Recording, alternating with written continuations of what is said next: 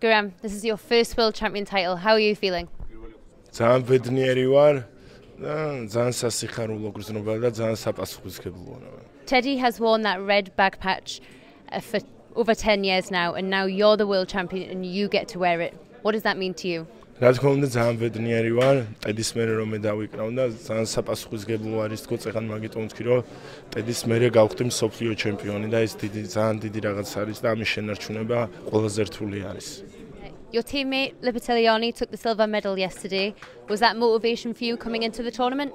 რა თქმა უნდა ჩვენ წინა ევროპასაც ვახდე ევროპის წარმატებების შემდეგ 100 მაგათ მობილიზებულები ვიყავით რომ სოფლიოზე ოქროს медаლი გვჭირდებოდა და მე ვიქნებოდი თუ ლიპარტელიანი მაგას მნიშვნელობა არ ქონდა მთავარია ოქრო უნდა აგვეღო და ეს ოქრო არის თლიანი საქართველოს ნაკრების.